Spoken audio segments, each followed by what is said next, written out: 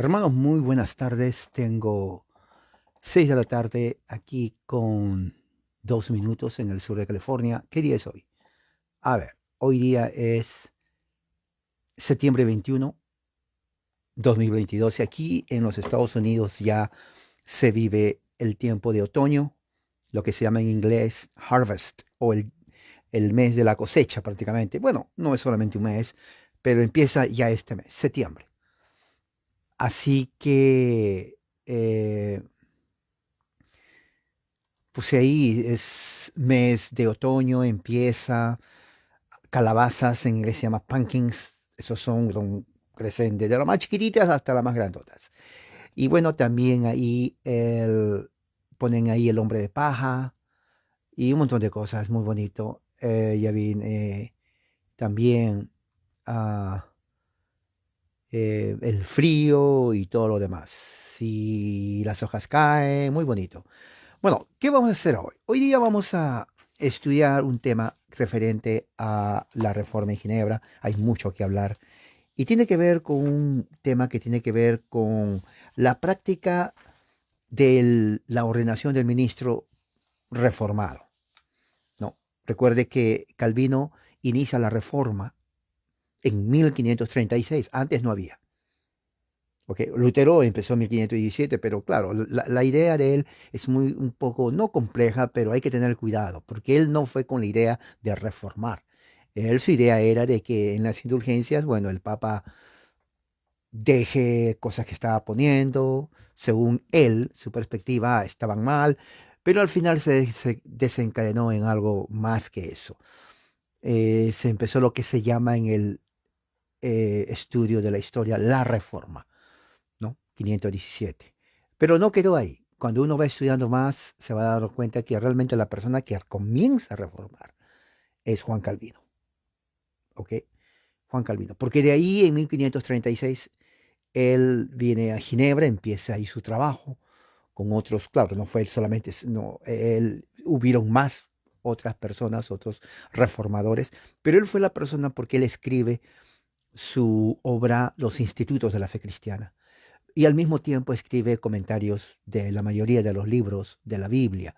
Entonces, y otras cosas más que sucede en Ginebra. Muy importante eso, porque esa es la base de la reforma. De ahí va a Francia, de ahí va a Inglaterra, Irlanda, Escocia, Holanda, Bélgica, y de ahí últimamente viene inclusive a los Estados Unidos. Estados Unidos es el resultado de Juan Calvino. ¿Cómo? Por los hijos de Juan Calvino.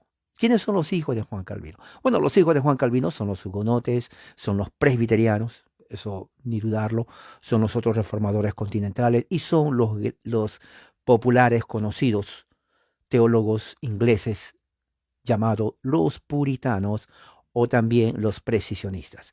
Bueno, puritanos, precisionistas y los separatistas, que ya vimos que hace unas semanas partieron de Leiden. Ellos van a estar llegando más o menos para el 19 de noviembre.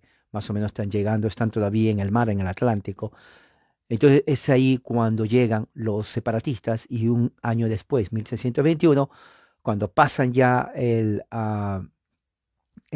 invierno crudo, el primer año, entonces ellos se reúnen para celebrar en una acción de gracias por lo que Dios les ha cuidado. Y de ahí entonces cada cuarto jueves del año en los Estados Unidos de América, aquí celebramos lo que se llama Thanksgiving, el Día de Acción de Gracias, en donde es algo para mí totalmente más importante, diríamos así, en celebración que las Navidades. ¿Por qué? Porque el Thanksgiving tiene que ser por dos cosas. Uno, reunión de familia, hay un momento de oración, hay un momento donde especialmente los clientes dan gracias al Señor por todo lo que Dios nos ha dado. Trabajo, comida, prosperidad económica, prosperidad de cuidados y todo lo demás. Entonces uno se reúne, porque eso fue el propósito de Acción de Gracias. Esto lo hicieron inclusive los reformadores en Europa, o sea, ellos no lo inventaron allá, eso ya se hacía aquí en Europa. Acción de gracias, acción de gracias, gracias al Señor, partiendo la teología desde el Antiguo Testamento, ¿no? Entren a sus atrios con acción de gracias, dice el salmista Rey David. Entonces, todo una teología en práctica. Entonces, los Estados Unidos creo que Dios bendice, no es que creo, sino que es así. Dios cumple su pacto con Estados Unidos y cada año los creyentes nos reunimos, claro, otros nomás se reúnen por comida, por tradición, pero realmente acción de gracias es como dice su nombre, acción de gracias. ¿Y aquí en esa acción de gracias? Obviamente acción de gracias a Dios. Muy bien, entonces por eso vamos a estudiar quiénes eran o cómo se preparaban los ministros reformados en ese tiempo, porque no había antes, era nuevo, ¿no? Los católicos romanos decían, ¿de dónde parte su autoridad de ustedes? Porque no había antes. Muy bien, entonces Calvino responde eso. Entonces, antes de seguir, vamos a hacer una oración. Gracias, Señor, por tu amor, por tu misericordia, y que en esta hora, Señor, podamos entender más de cómo tú, Señor, has provisto con tu providencia el desarrollo de esto que se llama la reforma. En el nombre de Jesús, amén. Bueno, 1536, primera vez que entonces se lanza la reforma con Juan Calvino. Y una de las preguntas es, ¿cómo se entrenaban? ¿Cuál era el plan de educación? ¿Cuál era el plan de educación de los ministros reformados, ginebrinos, calvinistas? ¿Cómo se les entrenaba? Porque no había institutos como habían ya institutos como en Francia, Inglaterra, en Escocia, en otros lugares de orientación católica. Entonces, ¿cómo se entrenaba a aquellos? ¿Cuál era la universidad o qué plan se seguía? Bueno, eso vamos a hablar ahora. Y entonces seguimos nuestro estudio en el libro del gran reformador, historiador, se llama, está en inglés, yo lo estoy traduciendo, La Compañía de Pastores de Calvino, desde 1536, donde empieza la reforma en Ginebra, en Europa, y en todo lo que tiene que ver con Inglaterra, Escocia, Irlanda y Francia y otras partes de Europa, hasta 1609, donde termina entonces la generación de la reforma.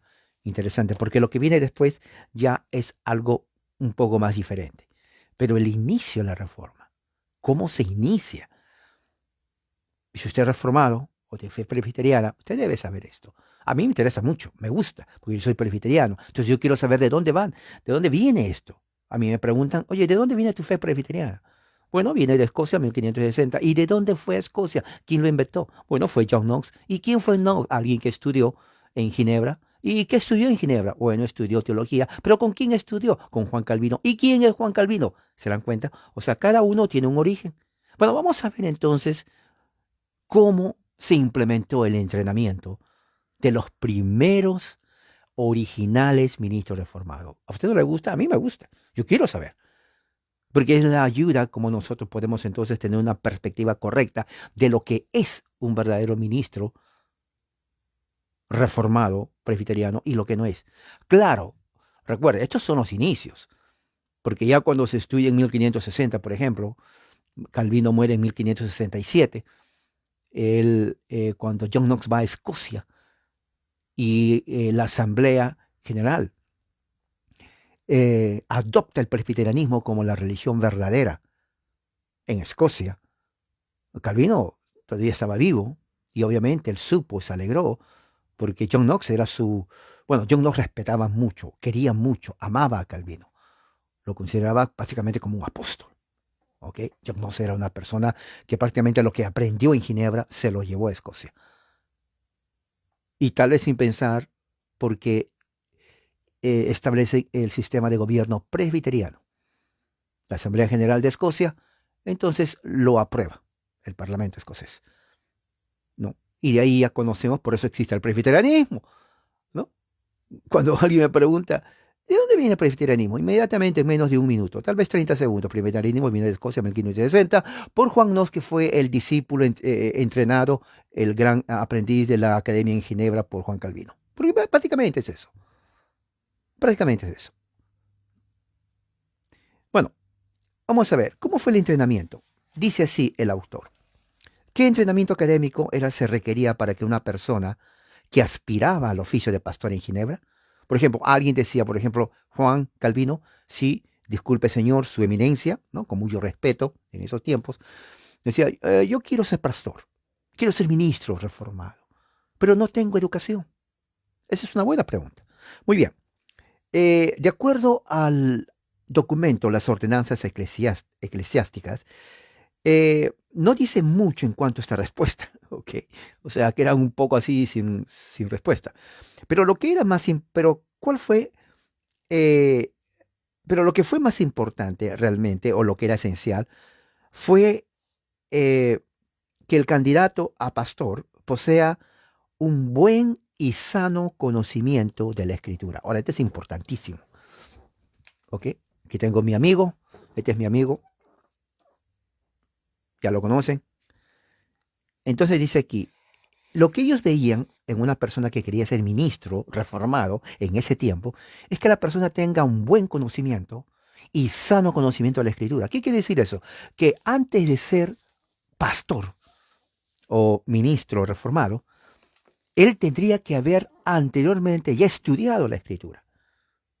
O sea, es como el doctor en medicina, un cirujano, dice, bueno, yo voy a hacer operación, muy bien, ¿ya sabe cómo hacer? No, aquí voy a aprender. Oye, yo creo que nadie se dejaría operar por alguien que no sabe y que quiere practicar con usted. Bueno, algo parecido así. Calvino decía, bueno, sí, está muy bien, buen deseo, pero ¿cómo es tu conocimiento bíblico?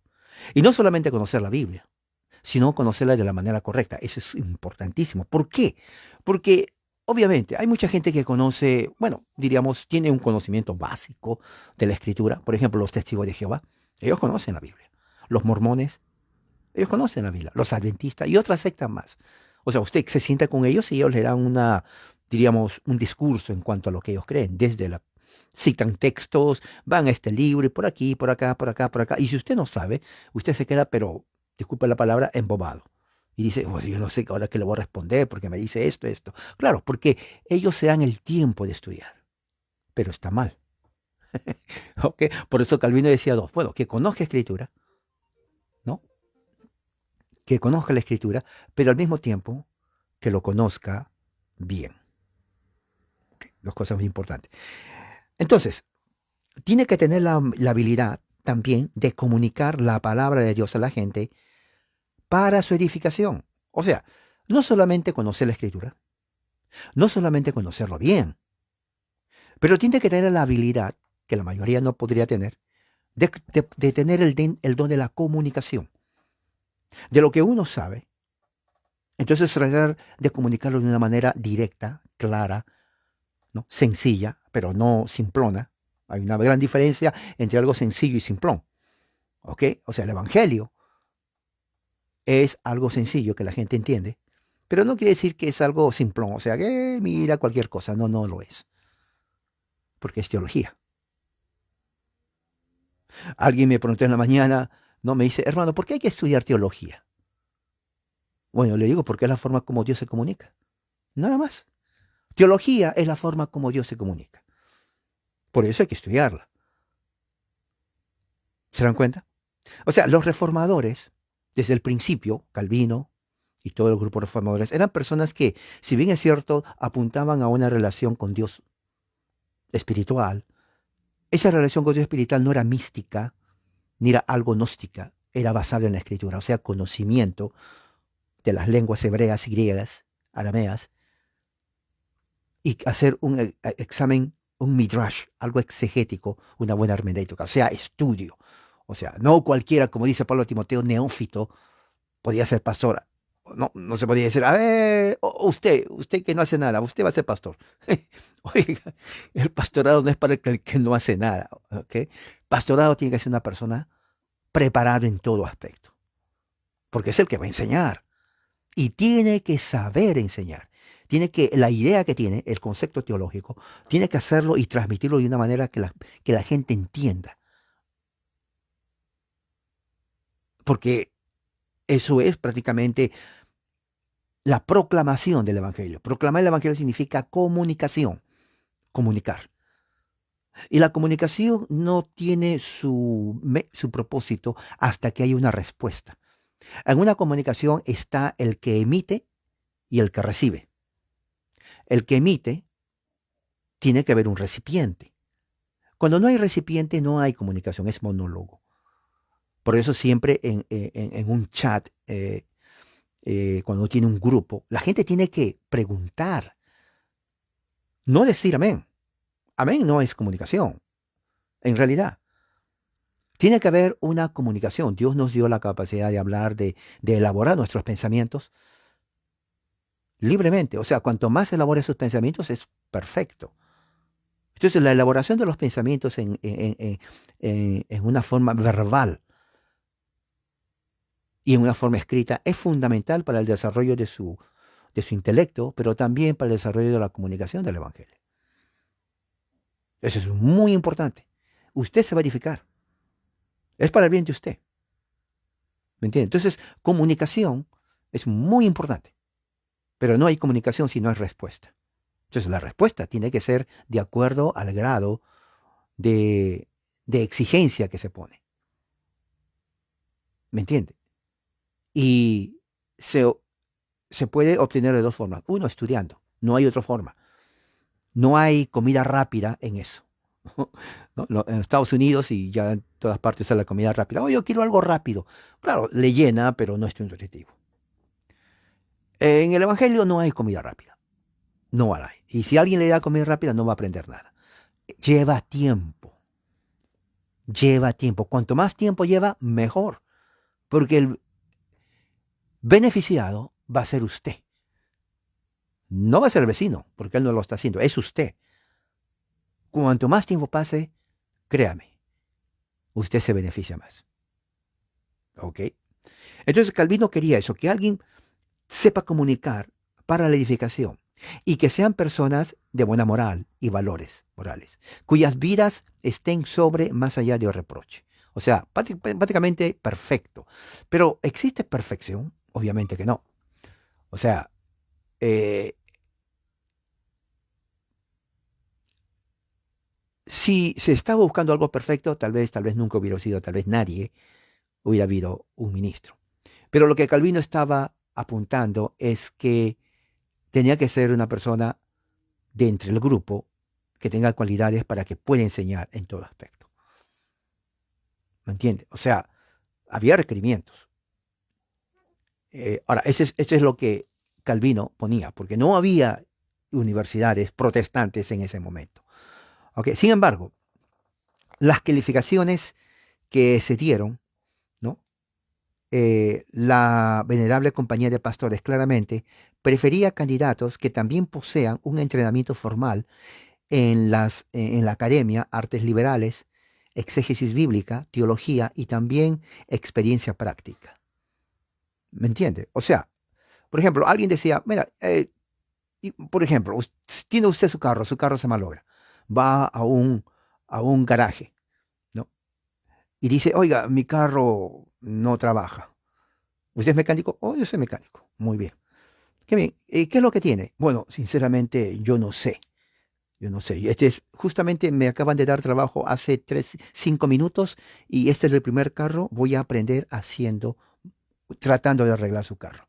Oiga, va a ser una pérdida de tiempo. Si la persona no tiene experiencia, que le dieron trabajo hace 5 minutos y va a arreglar su carro, o posiblemente la persona va a arreglar lo que no está malogrado y se va a tardar tal vez una semana cuando lo que requiere es solamente tal vez cambio de una bujía que le va a llevar menos de 5 minutos.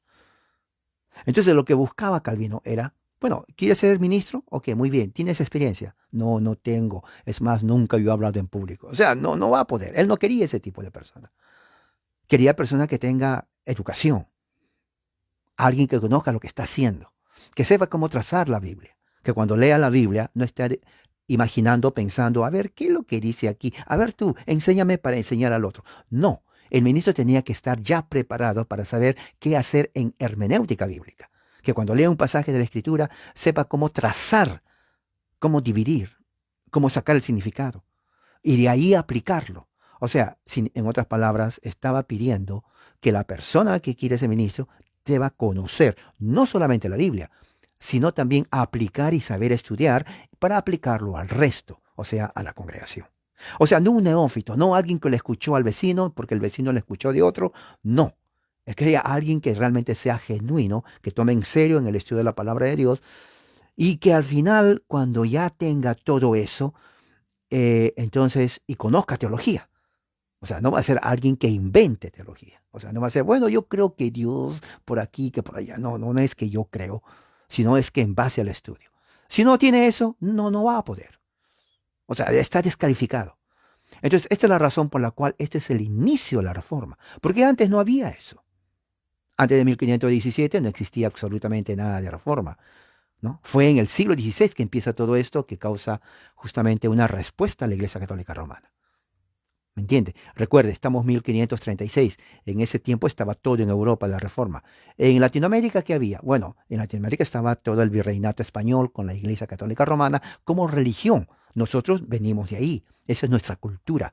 Nuestra cultura es española y es católica romana. Un momento, me dice alguien, que yo no soy católico. Eso no importa, es irrelevante. Nuestra cultura, escucha lo que estoy hablando. Nuestra cultura es española, de España, obviamente, y católica romana. Así nacimos nosotros. Eso es nuestro ambiente, eso es nuestra cultura, y hasta ahora nos sigue.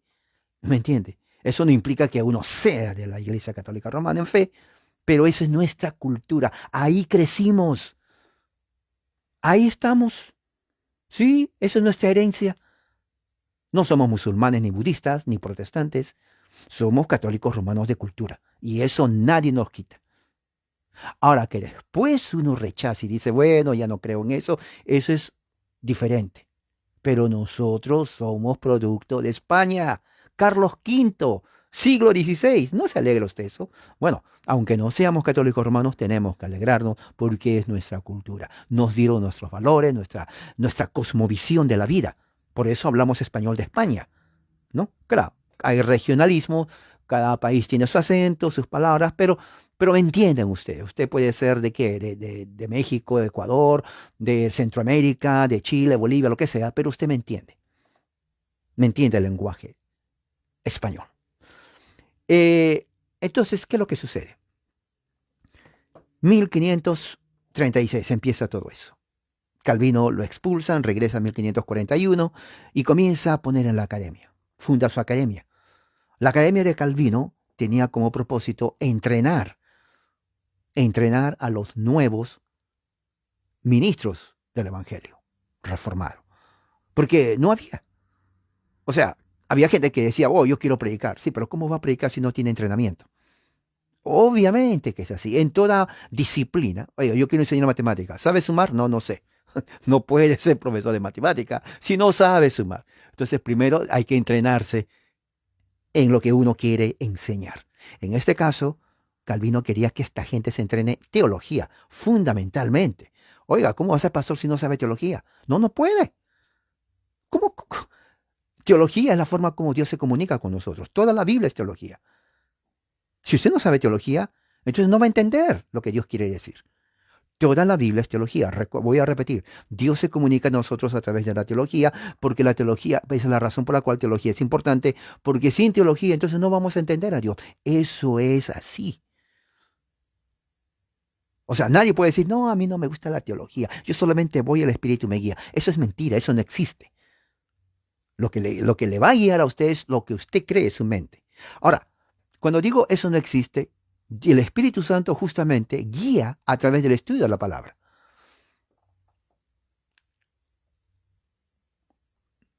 ¿Me entiende? Entonces, ¿por qué? Porque uno cuando va estudiando las escrituras va conociendo lo que dice el mensaje. ¿Y qué es lo que dice el mensaje? Y cómo aplicar el mensaje. Prácticamente eso. Bien, entonces, ¿qué dice acá? Dice aquí, sigamos avanzando porque el tiempo pasa. Ok, y dice, ok, ah, desde 1559, recuerden, Calvino muere en 1567, 1559, un año antes de que John Knox vaya a Escocia y establezca el presbiterianismo. Hasta ese momento no existía iglesia presbiteriana, no existía. Presbiterianismo, a ver, tomen nota. Les voy a ayudar, tomen nota. Agarren un documento, un papel, por ejemplo, aquí hay un papelito, ¿no? Aquí hay un lapicero o pluma o bolígrafo, como lo llamen, y pongan, presbiterianismo nace 1569, 1569. Ya saben. ¿Vecina? Sí, usted es presbiteriana. Sí, ¿qué año nació? ¿En qué año apareció su secta? Así dice, o su religión. Mm, pues no, nunca haga eso, porque va a quedar en ridículo. Se van a burlar de usted y se van a burlar de su pastor, porque decir, el pastor no le enseñó para nada. Y si le enseñó, ella se fue a dormir. No, no vaya a dormir nunca a la congregación. Mejor que es en su casita si quiere dormir. Es la verdad. Presbiterianismo nace en 1569. Perdón, 1560. ¿Y dónde lo inventaron? ¿Qué país? ¿Fue en Brasil o fue en Bolivia? ¿Cómo fue? ¿Dónde es eso? No, no, no, no. Fue en Escocia. Oh, en Europa, claro. ¿Y quién fue el que pues se le ocurrió todo eso? John Knox. ¿Cómo? John, su apellido, su apellido Knox. Knox. Entonces, él, con otras personas, fueron los que crearon la primera confesión de fe, que el Parlamento escocés lo adoptó para que haga de Escocia una nación presbiteriana con la fe presbiteriana, en donde ellos prohibieron al catolicismo que sea parte de la nación como iglesia. O sea, el catolicismo fue expulsado. Y Escocia adopta la religión presbiteriana. 1560. Recuerde, escúchelo. Es fácil de no olvidarse, porque después del 5 que viene, 6, y el primer número, 1, y el último, 0. Entonces ya se lo sabe, 1560, o sea, nunca se va a olvidar. Muy bien, entonces, ¿qué es lo que sucede? 1559, las prioridades se reflejaban en el curso del estudio que se ofrecía en la Academia de Calvino, ¿no? Se llamaba Escola Pública. Escola Pública, de ahí viene la palabra escuela. Entonces, eh, la palabra, ah, voy a poner acá, espérese, se dan cuenta que vamos a ver,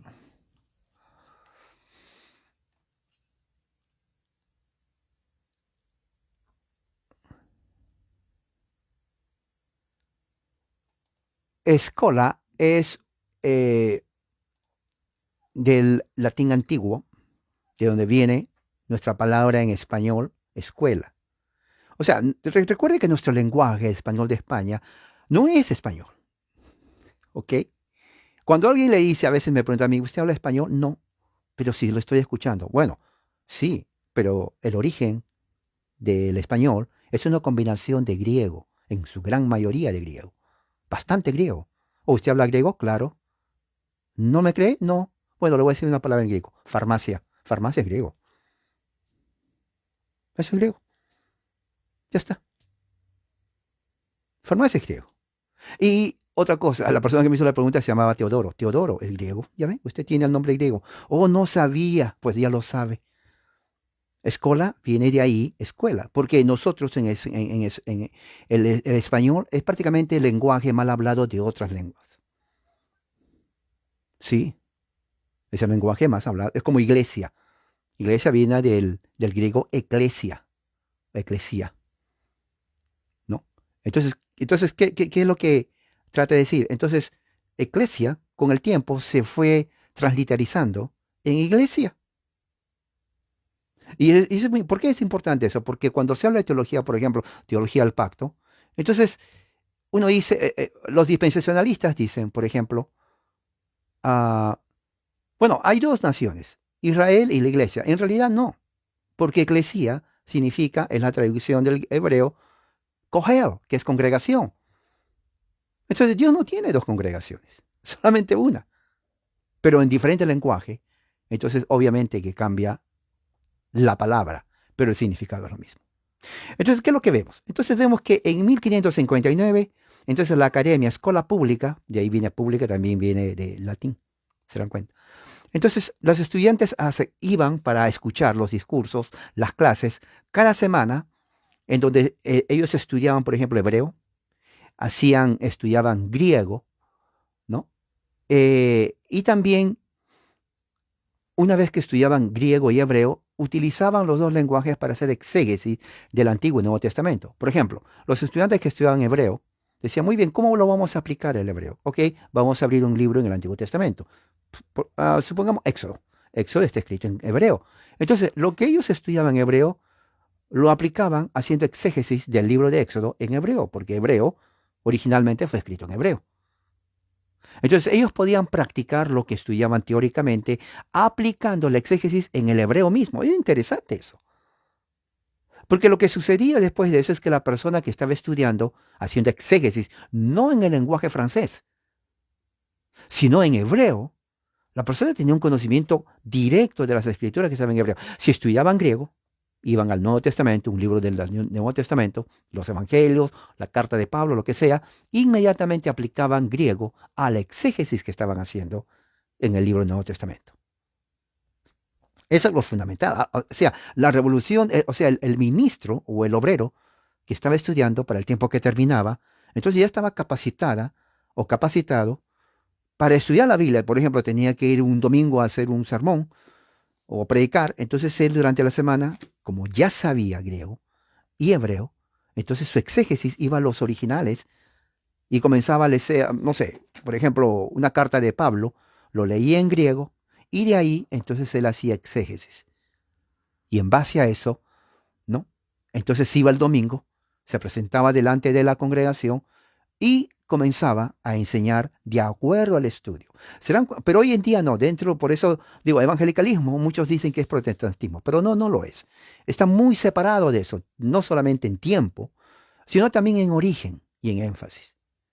Entonces, si se aplicara, estamos hablando de 1560, si se aplicara lo que en el siglo XVI se hizo en muchas de las sectas que existen hoy, créame, yo creo que el 90% de los pastores no serían pastores, porque no saben. No saben. Es una vergüenza. Pero el otro grupo, que se quiera realmente a tomar en serio lo que significa estudiar la Biblia, sería totalmente diferente. No hubiera ignorancia total, como existe en Latinoamérica dentro del evangelicalismo. Exacto. No habría eso. Porque sería gente preparada. Es como ir a una universidad. Prácticamente la iglesia se convirtió en el tiempo de Calvino como una universidad. De ahí surgen las universidades reformadas. ¿Ok? Porque tomaron en serio los lenguajes originales. Y eso también lo hicieron los luteranos, los anglicanos. Pero Calvino en una forma particular, porque estamos hablando de él, entonces él quiso hacer eso, que los ministros no sean ignorantes, que no sean solamente del vulgo, sino que sean personas preparadas, porque el desafío era tremendo. No solamente porque habían personas que atacaban la fe reformada, sino porque si uno se va a poner a enseñar, bueno, tiene que saber lo que está haciendo. Porque si no sabe, ¿cómo va a enseñar algo que no sabe? No, va a estar preguntando, a ver, ¿me pueden ayudar a hacer algo? No, tenía que estar preparado y eso lleva tiempo. O sea, no, en 1, 2, 3, 6 meses no se podía hacer. Pero al mismo tiempo no era tan profundo por la premura del tiempo y la necesidad. Había lugares en donde se necesitaba ya. Entonces, la preparación, si bien es cierto, no era superficial, pero no llevaba mucho tiempo tampoco. Después se comenzó a desarrollar más. A medida que avanzaba, por ejemplo, en Inglaterra, los teólogos puritanos en Inglaterra, a partir del siglo XVII, 1600, cuando ya prácticamente Calvino murió y las enseñanzas de la Reforma entraron en Inglaterra, no tuvieron problema los de Inglaterra. ¿Por qué no? Porque la mayoría de los puritanos en Inglaterra ya habían estudiado en Cambridge, en Oxford, en las mejores universidades de Inglaterra. O sea, eran personas, ya eran teólogos. Ya tenían estudios universitarios, estudios de filosofía, de teología. O sea, eran personas intelectualmente preparadas, no eran neófitos. O sea, ellos no tuvieron problema de estudiar porque ellos ya conocían la teología anglicana, conocían mucho, inclusive las lenguas originales, hebreo, griego. O sea, eran personas en ese tiempo, créame, los teólogos de ese tiempo, del siglo XV, XVI, XVII, XVIII, ya no existen. Obviamente que no existen, pero me refiero, ese calibre ya no existe hoy. Ya no existe hoy. Lamentablemente no existe. Y uno diría, pero ¿cómo que no? Si estamos en el siglo XXI, existe la computadora, existe el avance tecnológico. Bueno, número uno, a pesar de eso, y hay cantidad de información.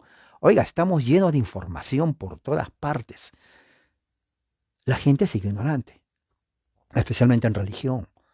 La gente sigue ignorante. No les gusta estudiar.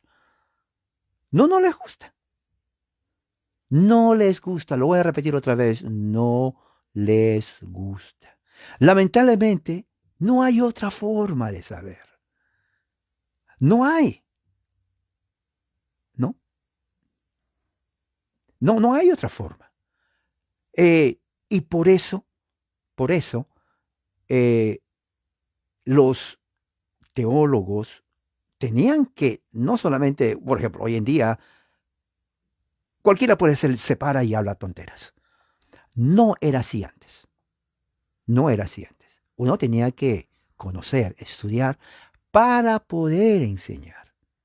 Porque con conocimiento uno podía hablar de temas, especialmente de teología, idiomas, historia, filosofía, inclusive política, ¿no? O sea, inclusive para hablar de política uno tiene que saber qué está hablando, para que no hable tonteras también y caiga en ridículo. Y es verdad. O sea, la ventaja que tenemos hoy de ahora es que hay cantidad de información. Mira, hay tanta información que el día que usted y yo muramos, no habremos leído ni siquiera el 10% de lo que existe, porque hay cantidad. Todos los días, por ejemplo, en Estados Unidos, todos los días se imprimen libros. No es ningún Pentecostés. No, para nada, hermano José. No, bueno por decirlo. No es nada, no. No es que, a ver, yo abro la Biblia, pongo aquí el dedo, a ver qué dice. Oh, pues ahí, eso el Espíritu me dio. No existe. O sea, estamos hablando de algo en serio. No, no. Estamos hablando de algo en serio. O sea, lamentablemente, en sectas pentecostales, alguien por ahí hace 2 semanas se acuerda que alguien me dijo, ¿por qué usted critica al pentecostalismo? Yo no critico, simplemente señalo una realidad. Es una realidad, es que eso lo sabe. O sea, no hay necesidad ni siquiera buscar en internet, eso lo saben todos. No hay allí ese amor al estudio, no existe. Confunden la realidad o la espiritualidad con la emoción. Y es terrible eso. Es terrible porque eso no es lo que enseña la Biblia. ¿Ok? Sigamos entonces aquí. Y dice aquí, entonces incluían leer, inclusive de filósofos griegos. Mira, Calvino les hacía que lean lecturas o tratados de filósofos griegos cada semana. Y también las artes, que incluían, por ejemplo, poetas y filósofos de la antigüedad. Los hacía leer en griego. Oiga, la educación era muy rigurosa, ¿ok? Y dice aquí, y teología, obviamente, que incluía exégesis, estudios dogmáticos del Antiguo y Nuevo Testamento. Los estudiantes también participaban en debates teológicos cada semana con la intención de fortalecer la doctrina bíblica y también afilar sus habilidades y la retórica y la dialéctica, algo que no se enseña hoy. ¿Escucharon lo que dije? Dialéctica y retórica. Dialéctica. ¿Qué es dialéctica y retórica? Por ejemplo, cuando vinieron aquí a los Estados Unidos los puritanos en 1620, por todo el siglo XVII, los puritanos vinieron en 1630, vinieron todos los mejores teólogos de Inglaterra, ¿no? Y obviamente vinieron de otras partes de Europa, crearon las primeras escuelas públicas aquí. Las primeras escuelas públicas, el libro de texto era la Biblia, obviamente, porque eran protestantes, cristianos. Pero dentro de la educación de las escuelas públicas, ellos siguieron el modelo escolástico, donde era latín, era retórica y era dialéctica. Nadie podía graduarse del colegio si no conocía dialéctica y retórica. Uno dirá, ¿pero qué es eso? No entiendo, ¿es importante? Claro, porque la dialéctica y la retórica te ayuda a razonar, ¿no? Te ayuda a razonar, te ayuda a poder poner tus ideas en orden. Fíjese. O sea, hoy en día eso se enseña en las universidades, pero no todos llevan esos cursos, son electivos. Y es una desgracia, porque no deberían ser electivos, deberían ser parte básico. Y que nadie se gradúe si no conoce dialéctica y retórica. Hoy en día no es así en las universidades. Ya no es así. Se ha bajado el nivel de requerimiento académico para que la mediocridad subsista. Hay muchos mediocres que se han graduado de universidades, pero son mediocres. Es así, literalmente, mediocres. ¿Me entiende? Pero 300 años antes, es más, 1600, 700, 800, era totalmente diferente. El estudiante que se graduó de la escuela superior, digamos, a los 18 años, 17, 18 años, ya conocía retórica y dialéctica. ¿Por qué era importante eso? Porque de ahí pasaban a la universidad para estudiar medicina, para estudiar derecho, para estudiar filosofía o para ser teólogo. Entonces, ¿qué significaba eso? Que si a los 18 años ya conocía retórica y dialéctica, iba a ser un abogado o un juez totalmente eminente, doctor en medicina, ¿no? En filosofía.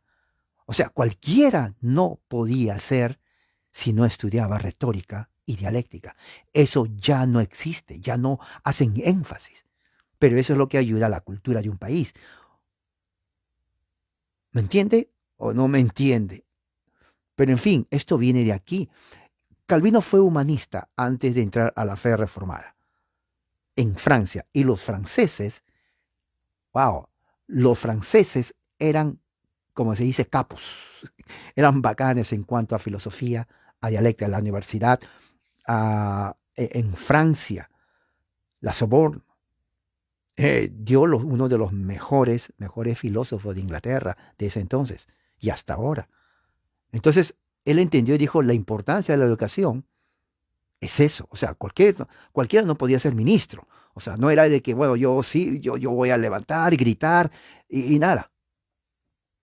Exactamente, eran mejor preparados. Para los 15 años, un muchacho ya conocía griego, hebreo, latín. 15 años de edad. No 50. 15 años, 1,5. Educación. ¿Se dan cuenta? ¿Se dan cuenta la influencia, la diferencia que hace? O sea, al fin y al cabo, al final de esto, ya el ministro estaba preparado, competente para enseñar las escrituras, para explicar, para responder preguntas teológicas complejas y poder dar una explicación razonada, coherente, de temas que tienen que ver con la escritura especialmente y la historia. O sea, era un momento que se exigía eso. ¿Me está entendiendo lo que estoy hablando? Y, los debates. Habían debates teológicos. Los debates teológicos de antes no son nada comparado por ahora. Es una vergüenza, sinceramente. Eso eran debates. Y cuando habla de debates, no era cuestión de pelear. Obviamente que había una pelea en el sentido no real, pero era una pelea de ideas, pero de ideas profundas, ¿ok? ¿Me entiende lo que estoy hablando? Yo he leído algunos de esos debates. Oiga, por ejemplo, hay unos debates que aparecen aquí.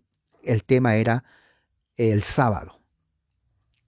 Si el sábado se tiene que guardar el séptimo día o era el primer día de la semana. Uno dirá, no, pues eso es fácil. Oiga, esos debates llevaban horas y los escritos eran más o menos de 200, 300, 500 páginas. La otra persona tenía que leer todas esas páginas y refutarlo. Exacto. ¿Cuál movimiento mató? Sí, lo de hoy es un circo, sinceramente. Entonces la otra persona que leía, tenía que responderle con la misma cantidad, casi igual. La otra persona que recibía, otra vez le respondía. Al final, las respuestas de cada uno hacían un volumen teológico tal vez de unas 2,000, 3,000 páginas. Y eso existe. ¿Ok? Cuando, por ejemplo, la divinidad de Cristo, es uno de los temas de la Edad Media, era la divinidad de Cristo. ¿Fue Cristo Dios o creado? Oiga, eso existe hasta ahora. Los que estaban en contra escribían, y cuando escribían en ese entonces, ellos los publicaban a todo el pueblo. Entonces el pueblo los leía. Entonces la otra persona, por ejemplo, el creyente que cree que dice Jesús fue Dios, tenía que refutarle y su refutación también lo ponían. O sea, el pueblo, los que sabían leer, porque no todos sabían leer, se pasaban leyendo teología casi todos los días. Porque, claro, hoy, por ejemplo, lo ponemos en Facebook, ¿no? En Facebook, se pone todo en Facebook. En ese tiempo no había Facebook. En ese tiempo habían las placitas, ¿no? Las placitas que todavía hay en Latinoamérica, de los españoles. Bueno, en esas placitas, así como hacía Lutero, lo ponían en las puertas el discurso en contra de la Trinidad, por ejemplo. Venía el cristiano, lo respondía y lo ponía discurso refutando al que no cree en la Trinidad y lo ponía ahí. Entonces la gente, ¿ha visto en Latinoamérica cuando ponen los periódicos, la gente se paran ahí en los kioscos leyendo los periódicos? ¿No? ¿Ha visto eso? Están leyendo todo el día. Yo hacía eso. ¿No? A ver, este periódico que dice, ok, y el otro periódico. Y me pasaba 1, 2 horas leyendo todos los periódicos. Bueno, en ese tiempo era así. ¿No? Leían ahí, decían todo el día, a ver qué dice aquí. Oh, aquí ya puso la refutación, vamos a la refutación. Oh, ya le refutó, a ver dónde está. Todo el día se la paraba y se la paraban escribiendo. Oiga, yo no sé, yo creo que no comían, porque escribían no un párrafo, escribían cantidad. Es más, hay libros en latín todavía que no lo han traducido. Defendían la Trinidad, defendían, en el caso, por ejemplo, de los debates de la Reforma, católicos y protestantes, luteranos o calvinistas o anglicanos con los católicos. Eso existe. Y créame, eh, eh, yo le pido a Dios, Señor, llévame a Europa, porque quiero pasarme al menos leyendo parte, porque es increíble esos debates. Eran profundos, ¿ok? Unos argumentos que hoy en día no hay.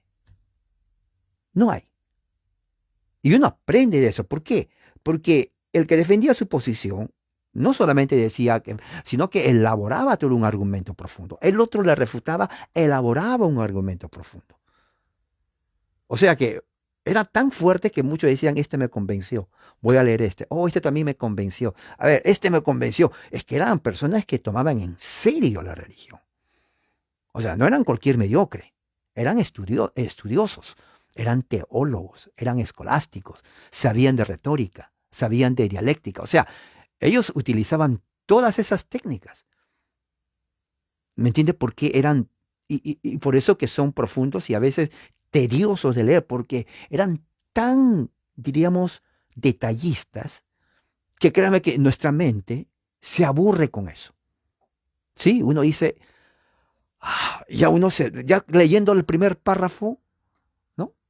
Leyendo el primer párrafo, uno ya, la mente de uno se queda, pero no entiendo nada. Y yo sé, tengo aquí un libro acerca de Turretín, son 3 volúmenes. Lo tradujeron del latín al inglés, ¿ok? Pero fíjese, es tan profundo. Yo lo leo, pero llega un punto donde dice, oh, ya es demasiado, es muy pesado, sinceramente. Es muy pesado. Tengo que tomar un break, o sea, descansar mi mente, porque, no sé, Dios creo que dio a toda esa gente una habilidad de poner o de pensar de una forma tan profunda que nosotros del siglo XXI no tenemos. Es la verdad. Ya no tenemos esa. Puede ser tal vez que estamos muy metidos en la tecnología, que no podemos pensar bien. Puede ser. Puede ser que no hay tiempo para estudiar porque hay obligaciones que hacer. Pero la realidad es esa. Teología pura, pura, pura. Sí, sí, sí, sí. Nada de manufacturada, son de esos tiempos. Lo han, muchas de esas obras se han traducido al inglés, ¿no? Y han salido, tengo aquí varias de esas obras muy buenas. Por ejemplo, uno de los temas también que se debatía mucho es el bautismo de infantes. Anabautistas negando y cristianos, inclusive católicos y protestantes, defendiendo el bautismo de infantes contra los que negaban el bautismo de infantes. Oiga, es increíble.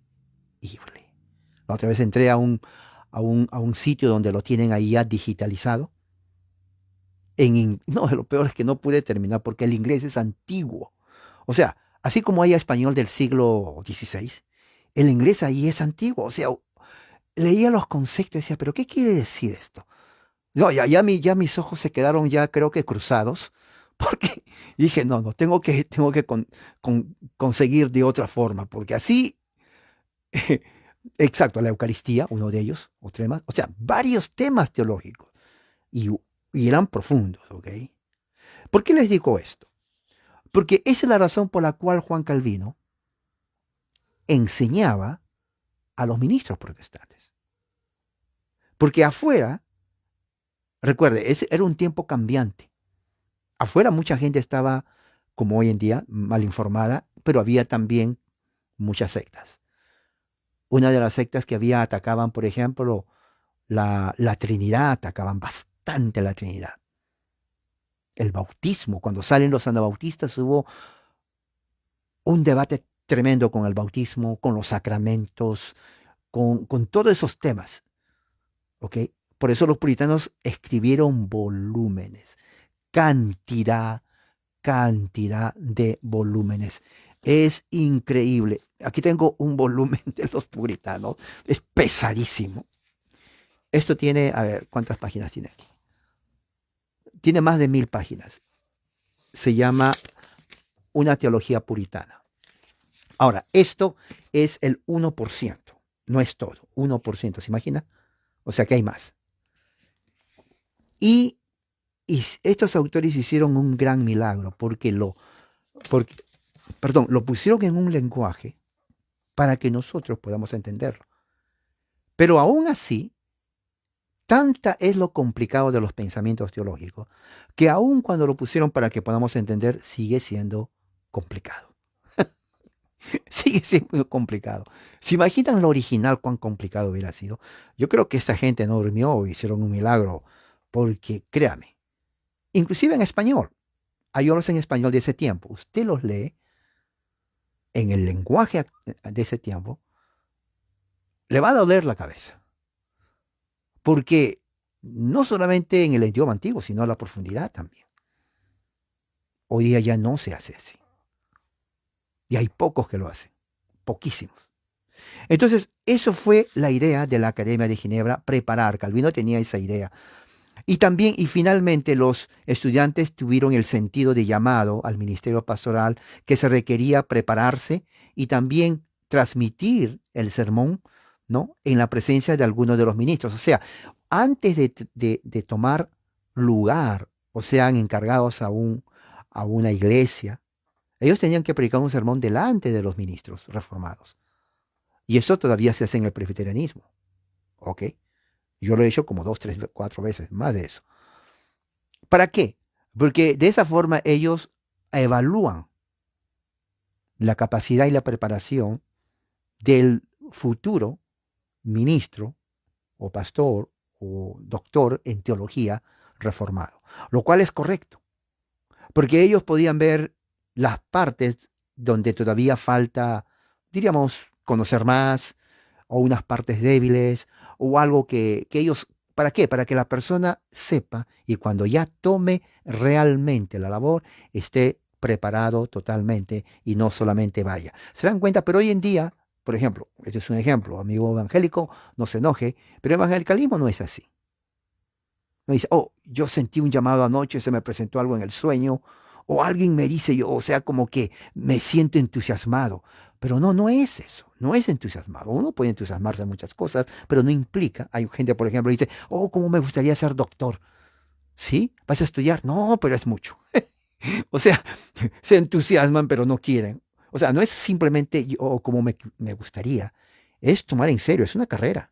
O sea, hay que prepararse para eso. Y no es fácil. Bueno, algo así, es así. ¿Y qué más pasaba? Y dice aquí, los candidatos más prometedores, ¿no? Se les dio asignatura para que prediquen temporalmente en las parroquias o iglesias rurales en la ciudad de Ginebra. De esta forma, el programa ministerial de Ginebra, la formación, no solamente enfatizaba la adquisición del conocimiento teológico, pero también ayudó a los estudiantes a tener experiencia, práctica y habilidades en la interpretación de los textos bíblicos y la forma como transmitir el mensaje. O sea, prácticamente buena academia. O sea, enseñó, preparó. No era como otras universidades de Europa, pero eh, llenaba las necesidades de ese entonces. Eventualmente la Academia de Ginebra siguió y ya se convirtió en una de las muy respetadas academias, inclusive después de la muerte de Calvino, eh, allá en Ginebra. Bueno, quiero terminar aquí con esto, ¿no? Espero que esto les haya ayudado para que tengan una idea. Es más, ¿ok? Pero más o menos una idea de lo que, cómo al inicio lo preparaban a los ministros reformados. Bueno, quisiera entonces terminar con una oración. Padre, gracias por tu amor y tu misericordia. Eres un Dios grande y poderoso. Gracias que tu gracia y tu amor, Señor, nos acompañe y nos ayude a entender. Cada día, Señor, hay mucho que aprender. En el nombre de Jesús. Amén. Bueno, hermanos, ya para muchos ya es medianoche, tal vez. Que pasen buenas noches y la gracia de Dios sea con ustedes. Amén.